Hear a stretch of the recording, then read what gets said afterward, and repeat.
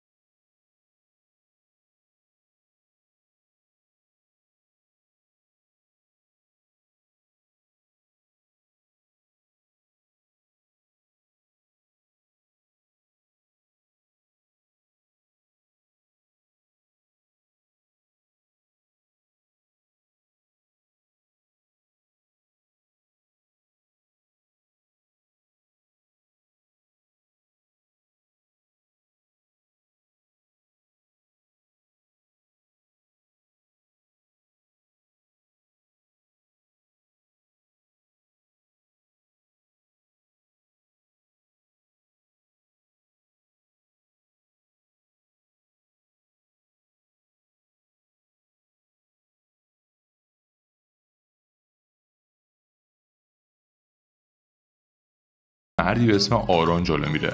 اون به کارگردانی علاقه زیادی داره، ولی بعد از مرگ پدرش به خاطر شرایط و موقعیتی که توش قرار گرفته مجبور میشه وارد اداره پلیس بشه و از رویاهاش دست بکشه. ورود اون به عنوان یه افسر به اداره پلیس شروع داستان‌های جنایی فیلمه.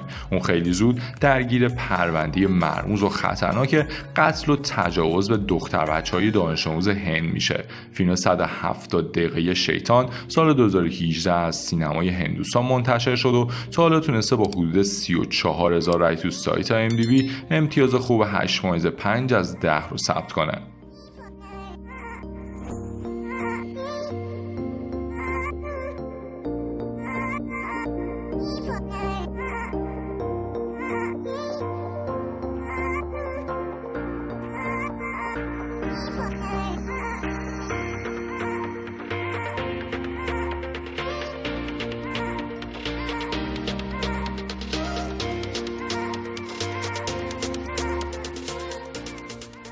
داستان قسمت دوم فیلم خداحافظ بعد از ماجراهای قسمت قبلی که تو سال 2020 منتشر شد اتفاق میفته.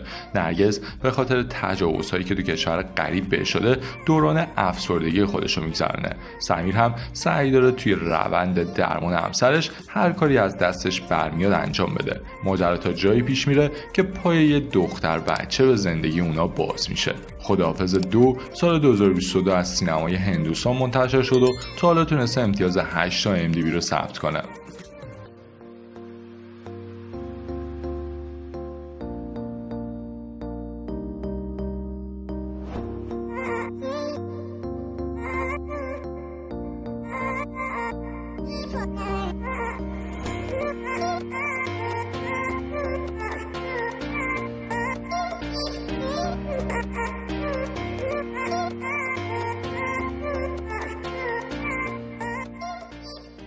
یکی از فیلم‌های اکشن جنگی کشور ترکیه که با موضوع گروه‌های تروریستی داعش ساخته شده. قسمت دوم فیلم کوه یا کوهستان ماجرای نویسنده جوونی رو نشون میده که توسط داعش روبوده شده. حالا 7 نفر از ماموران یگان ویژه ترکیه قراره برای نجات این روزنامه‌نگار راهی منطقه جنگ زده بشن. این فیلم سال 2016 منتشر شد و تا حالا تونسته با حدود 100,000 لایک تو سایت IMDb امتیاز 9 از 10 رو بگیره.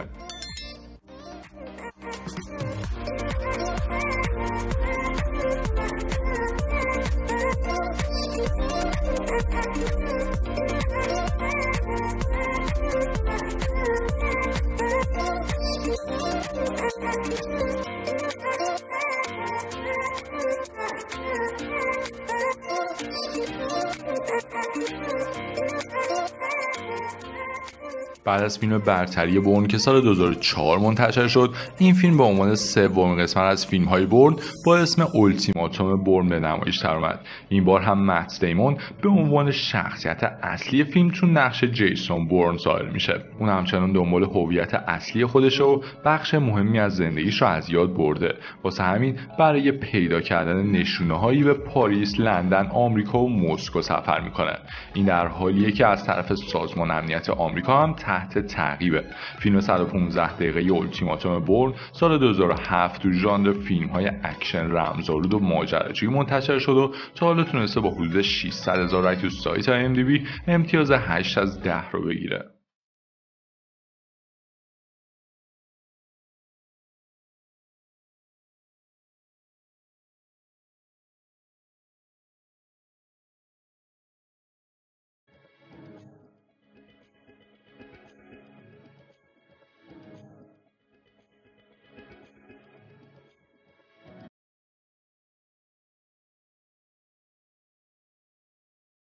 این فیلم تاریخ اکشن درام کره‌ای ماجرای واقعی از زندگی یه راننده تاکسی به اسم کیم تو سال 1980 میلادی رو روایت میکنه. زندگی اون با ورود یه روزنامه‌نگار آلمانی به اسم یورگن تغییر میکنه. کیم برای به دست آوردن مسافر مرموزی که قرار کلی پول برای رفتن به گوانجو بده تلاش میکنه و مسافر رو از چنگ همکارش در میاره.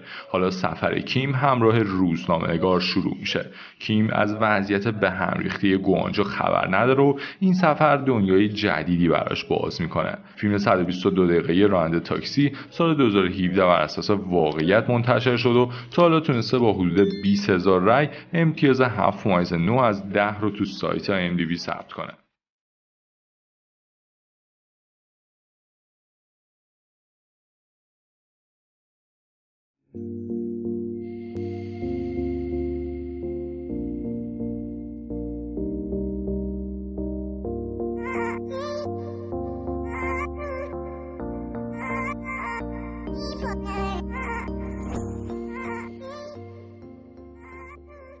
مرد سیندرلایی یکی از 5 فیلم برتر سینمای هالیوود محسوب میشه که با موضوع بوکس ساخته شد. این فیلم پر افتخار داستان واقعی زندگی جیمز جی برادوک رو نشون میده که تو شرایط بد اقتصادی تونست به یک قهرمان تبدیل بشه. جیمز با بازی راسل کرو بعد از شکستن دستش توی رینگ از مسابقات خارج شد. حالا اون به عنوان کارگر روزمزد سعی داره درآمد داشته باشه، ولی وضعیت مالیش قرار نیست رو به راه بشه تا وقتی که به طور اتفاقی به جای بوکسور مصدوم شده دوباره به رینگ مسابقه برمیگرده. این فیلم 144 دقیقه‌ای آمریکایی سال 2005 منتشر شد و تا حالا تونسته با حدود 180,000 رای تو سایت IMDb امتیاز 8 از 10 رو بگیره.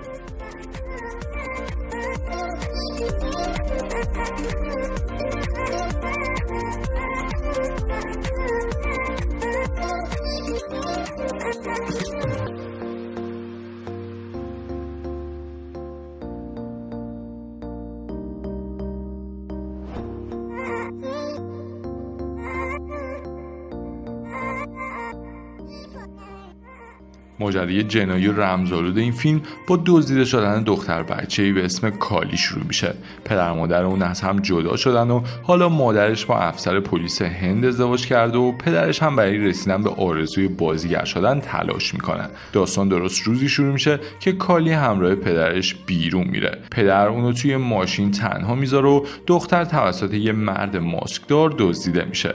حالا ماجرا با تلاش‌های پدر برای پیدا کردن دخترش جلو میره و توی ماجرا با یه خانواده به هم ریخته و حریص آشنا میشیم و قراره داستان به کلی تغییر کنه.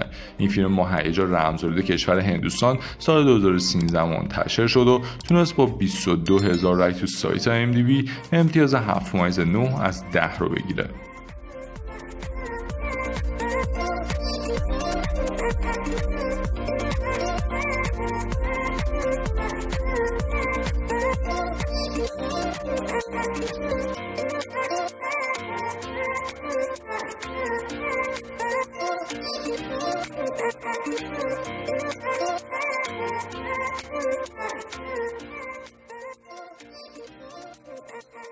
قسمت اول فیلم درام تاریخی و اکشن KGF سال 2018 منتشر شد و بعد از استقبال بی‌نظیر مردم دنباله اون هم سال 2022 به نمایش درآمد. بعد از کشته شدن گارودا تو قسمت قبلی، حالا کولار یه ارباب جدید برای خودش داره. راکی حالا دیگه اسمش هم باعث ترسیدن دشمناش میشه. این فیلم 122 دقیقه‌ای کشور هندوستان سال 2022 تو ژانر فیلم‌های تاریخی اکشن و درام منتشر شد و تونست امتیاز 8.8 از 10 رو تو سایت IMDb ثبت کنه.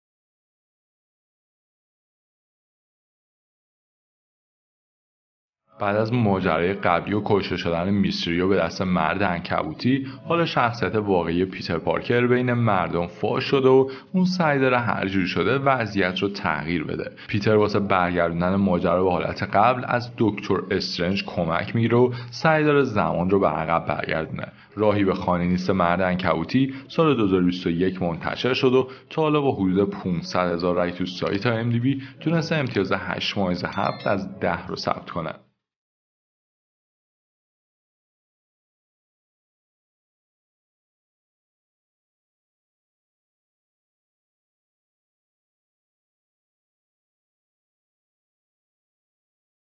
ممنون که ویدیو رو تا انتها تماشا کردید. برای دیدن ویدیوهای دیگه کانال رو دنبال کنید و زنگوله کنارش هم فعال کنید تا به محض انتشار ویدیو جدید با خبر بشید.